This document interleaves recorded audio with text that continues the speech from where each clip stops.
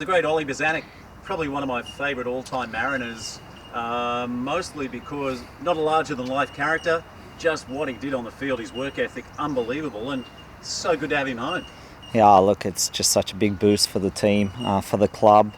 Just since the time he's come into training, he came in post-COVID and just trained with the boys, and we just noticed the lift in the quality of the training sessions, and most importantly, the leadership around the group. And even when he had, no other motivation, just other than just to come in and train and help himself and help the players around him, he was just a brilliant addition to the squad. And we're just so grateful that he's signed with us, and know how much value he's going to really add to our team, both on and off the pitch. Yeah, apart from Simo and Michael McGlinchey, he's probably the first, one of the first boys to come back to our team. And when you look that he played with the Socceroos and hundreds of games around the world, including Europe, Scotland and also Switzerland, Japan, to get a player of that calibre is massive for your group at the moment. Yeah, definitely.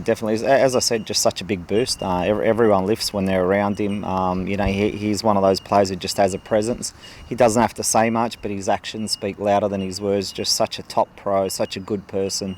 He's really been pivotal for our group in a really short time. So, we're really thrilled to have him on board as a footballer, but just to have him on board as an ambassador for our club and a leader within our club it's really priceless. So, I can't throw enough superlatives out there about how happy we are to have him as part of our group. And again, just not from a football perspective, just from, the whole club culture perspective, and wanting to really, drag this club back up to where it belongs. It seems like he's been around forever, but he's only 31.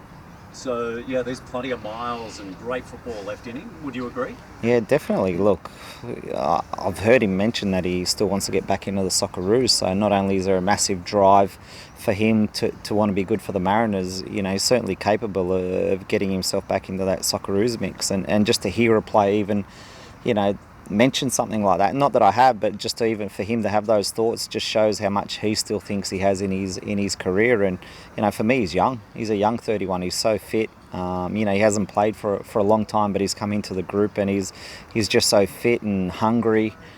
Just brings a new level of intensity to the training sessions. What else is happening? Look, we've just been training really hard, and having him in the training sessions in the last week or so has, as I said, just lifted the mood of the camp. But there's no other player signings that we can announce just yet. But I'm sure our famed media manager will release them when we're allowed to. Almost November. What's the pathway moving forward? Have we got any trials lined up anywhere? What can you tell us? Yeah, we've got quite a few A-League trials lined up. Potentially one against an NPL club next week as well. So we've got 6 or 7 matches lined up already. It's a good length pre-season this time. It's not a 16-weeker, and it's not a 4 or 3 weeker like we had post-COVID. It's a nice 11, 12 weeks where we've got to sort of get together and bond as a group, both on and off the pitch, and be able to hit the ground running come December 27. I haven't seen you since Jordan Murray's been released to pursue his career overseas.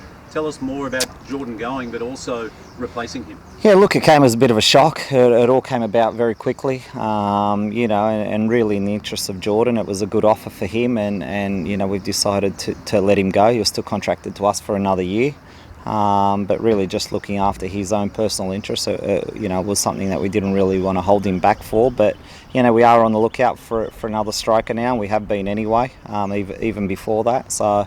We've got 3/4 of our team signed, but we're still definitely out there looking for that last quarter to finish off the squad. Do you try to find someone within domestically, or are you looking overseas? Yeah, we're looking everywhere. So we're looking through NPL, we're looking through all the NYL squads, we're looking overseas, we're looking to other A-League clubs. So there's definitely availability there, but the market's a lot tighter than it was, both domestically and internationally. For players, it's been a big hit around the world, and probably the big clubs around the world have got away with COVID pretty well. But all the clubs below that, the middle range clubs across Europe and South America, and certainly in Australia, we're all finding it tougher financially than what it was pre-COVID.